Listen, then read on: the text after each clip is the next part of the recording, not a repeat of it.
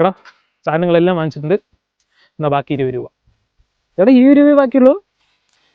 ശരി, ബാക്കി സാധനം നമുക്ക് പോണ വഴിക്ക് വാങ്ങാം. ശരി, സാധനം ഇവിടെ.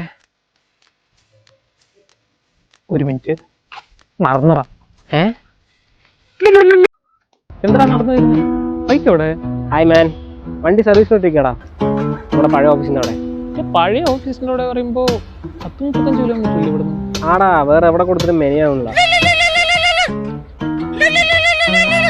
ചേട്ടാ, നമ്മൾ ബോണ്ട സർവീസ് സെന്ററിൽ നിന്ന് വിളിക്കണേ. നിങ്ങൾ വണ്ടി സൈഡിലോട്ട് ഇട്ടിട്ട് ചാവി എടുത്തിട്ട് പോയി. നമ്മൾ സർവീസിന് വണ്ടി എടുക്കാൻ പറ്റാതെ കടേ പെട്ടതോടി വന്ന ചാവി ഒന്ന് തന്നേ.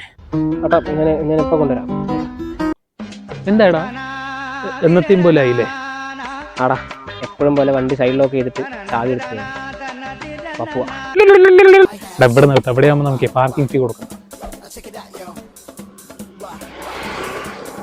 ഈ മ്യൂസിയത്തിൽ ഒരു പണ്ടത്തെ രാജാവിന്റെ ഒരു വാളുണ്ട്. അത് കാണാനാണ് മെയിനായിട്ട് പോകുന്നത്. ഹെൽമെറ്റ് എന്തിനാടാ? മറന്നടാ, ഒരു മിനിറ്റ്.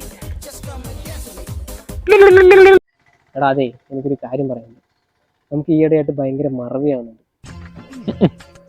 അത് നമ്മൾ ഈ ഇടയായിട്ട് തോന്നാൻ കാരണം നീ ഈയിടെയായിട്ട് ശ്രദ്ധിക്കാൻ തുടങ്ങിയതുള്ളതാണ്. നമ്മൾ പണ്ട് തൊട്ടേ മറവി കേസുകൾ. നിനക്ക് ഓർമ്മയുണ്ടോ എന്ന് എനിക്ക് ഓർമ്മയില്ല. എനിക്ക് ഓർമ്മയുള്ള ഒരു കാര്യം പറയാം. 6ാം ക്ലാസ് യൂത്ത് ഫെസ്റ്റിവലിന് നമ്മൾ വേറെ സ്കൂളിൽ പോയിട്ട് ഡാൻസ് പെർഫോമൻസിന് പോയിരിക്കുമ്പോൾ സ്റ്റേജിൽ കയറിയിട്ട് അന്ന് മുണ്ടെടുത്തിട്ടുണ്ടല്ലോ ഡാൻസ് പെർഫോമൻസ്. മുണ്ടെടുത്തിട്ട് ഭയങ്കര ഡാൻസ് പെർഫോമൻസ് എല്ലാം കഴിഞ്ഞ് തിരിച്ചു വന്നിട്ട് എൻ്റെ പാൻറ് കാണാനില്ല, അയച്ചു വെച്ച പാൻറ്. ഞാൻ അവിടെയുള്ള ടീച്ചേഴ്സും എല്ലാവരും കൂടെ വന്ന് അവിടെയുള്ള പിള്ളേരുടെ ബാഗൊക്കെ ചെക്ക് ചെയ്ത് എനിക്കാണെങ്കിൽ വീട്ടിൽ നിന്ന് തല്ല് കിട്ടുമെന്ന് പറഞ്ഞ പേടി. ഞാനിരുന്ന് കരയാൻ തുടങ്ങി. അവസാനം ടീച്ചർ വന്നിട്ട് കുഴപ്പമില്ല, വീട്ടിൽ വിളിച്ച് അവരുടെ അടുത്തൊക്കെ സംസാരിക്കാന്നുള്ളൊരു സംഭവം വരെ എത്തി. എന്നിട്ട് ശരി കോസ്റ്റ്യൂം മാറാന്ന് പറഞ്ഞിട്ട് പോയിട്ട് മുണ്ടഴിച്ച് നോക്കണം. പാൻറ് ഉള്ളിൽ തന്നെ. പാൻറ് പൊക്കി വെച്ചിട്ടാണല്ലോ മുണ്ടെടുത്തത്. മറന്നിരിക്കുക. എടാ, അത് നിനക്ക് ശ്രദ്ധയില്ലാത്തതുകൊണ്ടാണ്. എനിക്കും ഉണ്ടായിരുന്നു പണ്ട് ഇതേപോലെ മറവികൾ. പക്ഷെ ഞാനിപ്പോൾ ശ്രദ്ധിക്കാൻ തുടങ്ങി. നീയും എല്ലാ കാര്യത്തിനും ശ്രദ്ധിക്കണം. എൻ്റെ കൂടെയെങ്കിലും നടക്കുന്നത് 4 ആൾ അറിഞ്ഞു കഴിഞ്ഞാൽ ചീത്തപ്പേരാണ്. ശ്രദ്ധിക്കണം. എടാ, പെട്ടെന്ന് റീചാർജ് ഒന്നും ചെയ്തു വിടാം. ഞാൻ സാലറി വന്നൊന്ന് എനിക്ക് അയച്ചു വിടാം.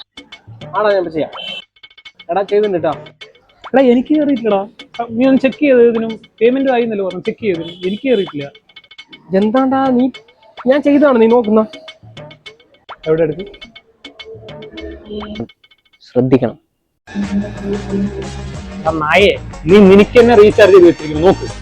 അങ്ങനെ വരാൻ വഴിയില്ലല്ലോ.